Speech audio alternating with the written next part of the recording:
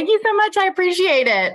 So just a little bit of an introduction to myself. I'm literally just a gifted resource teacher who uses walk-in classroom. And so just a little bit about our school. I teach at a school in Virginia Beach, Virginia, which is an amazing, wonderful school district. They like to say they're ahead of the curve.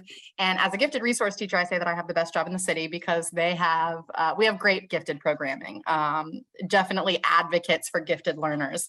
But I am at a school that is a tough population. We are probably one of the rougher schools in the city, if you want to call it that. We have like 80% free and reduced lunch. Most of our kids, in fact, I think it's 90% of our kids come from a neighborhood that is generational poverty. And so, they're living below the poverty line. They're not getting the exercise that they need.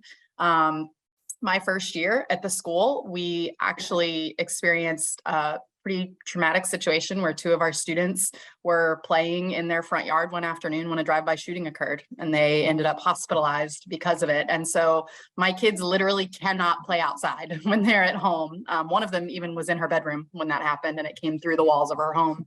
So it's a situation where you tell these kids you're taking them outside for a little bit and it lights up their life because they get to be in a safe environment where they can play outside. And as far as the gifted learners go at my school, I like to say, a lot of us gifted educators have heard of twice exceptional students. I like to say that my students are thrice exceptional because not only are they brilliant, but they are also, diagnosed with ADHD or autism or oppositional defiance disorder. Pretty much 50% of my gifted students are also SPED students, special ed students as well. And all of them are living below the poverty line. So that's kind of where my thrice exceptional comes from, that creates a very unique living circumstance for them. So when we got this program, I knew that it was going to be an opportunity for my gifted learners to extend themselves in a way that they weren't having that opportunity before. So this fall, I spoke with my gifted cluster teachers. We follow a cluster model in Virginia Beach, which is where my identified gifted students are in a classroom, but they're also in that classroom with other mainstream non-identified students. And I have at least one of those classes on every grade level. So I went to my cluster teachers and I was like, hey, I got this awesome new program. I'd love to share it with your kids. Would you mind piloting it for me?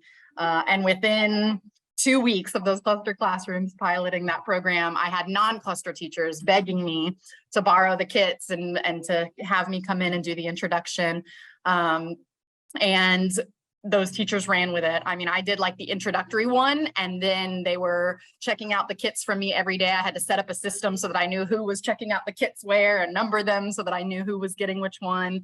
But the kids were so excited. They were stopping me in the hallway. Hey, when are we going to go walking again? When are we going to go listen to another podcast? And I had a kid the other day. Do you have a podcast about George Washington? I'm doing a research project, and I think it would be really helpful if that was one of my resources. And so they're like seeking me out to borrow the kits now. But one of my favorite stories of what they have done with the podcast, because really it's not about me anymore. They've taken it, they've run with it. The students love it. But now I found out that our technology specialist recently got a podcasting system. And so now the kids are like, let's make our own podcast. So Laura, I may be hitting you up trying to sell you some of our kids' podcasts in the coming years. We'll add them to the walking classroom program. But they're just super excited. They're talking now about, media awareness and what does it mean to be media aware and listening to podcasts. Language arts skills go into that as well. So it's been an amazing way to just kind of extend my kids' thinking and go beyond texts and go beyond books and teach them, to be 21st century learners. They need to know how to listen to a podcast or a news report or NPR or whatever it is that we get our news sources from. I tell them all the time, if TikTok is going to be your news source, then you better know how to listen to a media outlet like that and know what is true and what is correct and what is accurate and what is not. And so listening to podcasts is a great way to raise that media awareness, that oral listening skills as well. So we've talked about that a lot, especially in my 4th and 5th grade classrooms, just being media aware. But she spoke about the extensions My kids love the Google Form quizzes. They compete with each other to see who's going to get the highest score on the Google Forms quizzes. There's all kinds of, additional links and additional resources in the adopter resources as well. So like, as soon as I found those adopter resources, I went crazy, and I'm like showing my teachers all these other things that they can do with the program. But yeah, it's been a great addition to our school. I was lucky as can be to get the program. I know that it's something that they'll be using for years to come. And when I saw that this webinar was happening, I just knew I had to jump on and share my love for it. So I guess that's all I got.